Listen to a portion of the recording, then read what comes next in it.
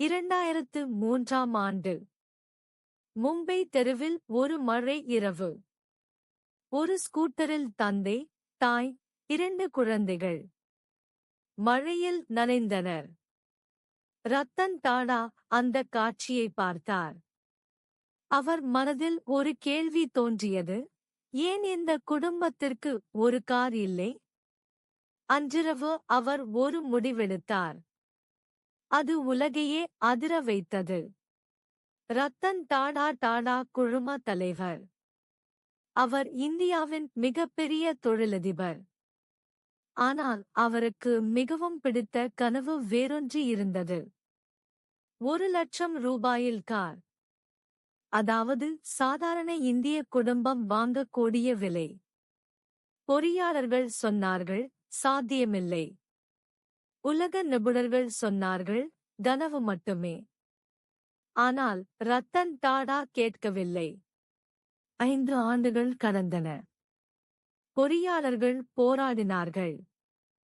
ஒவ்வொரு பாகமும் மலிவாக வேண்டும்.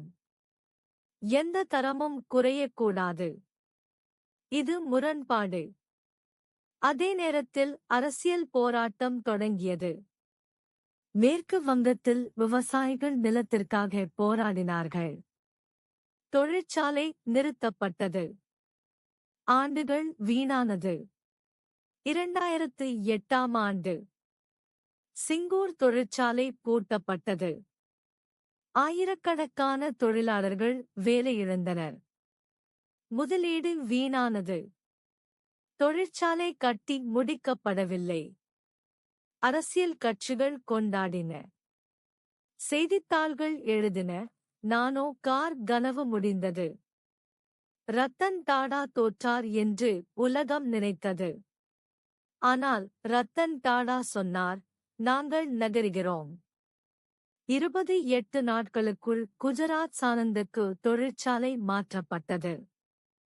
இது உலக வரலாற்றில் மிகவும் வேகமான தொழிற்சாலை மாற்றம். குஜராத் முதலமைச்சர் நரேந்திர மோடி கை கொடுத்தார். 2009ஆம் ஆண்டு நானோ கார் வெளியிடப்பட்டது. நானோ கார் வெளியிடப்பட்டது. 1,00,000 ரூபாய் கனவு நிஜமானது. உலகம் வியந்தது.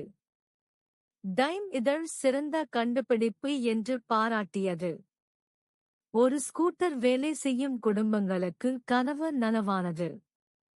ரத்தன் டாடா சொன்னது நடந்தது. பாடம் என்ன? மற்றவர்களுக்காக கட்டும் கனவுகளை உலகம் நிறுத்த முடியாது. ரத்தன் டாடா நமக்கு இதை சொல்கிறார். இந்த வீடியோ உங்களுக்கு பயனுள்ளதாக இருந்தால் லைக் செய்யுங்கள், சப்ஸ்கிரைப் செய்யுங்கள், பெல் அழுத்துங்கள். நன்றி.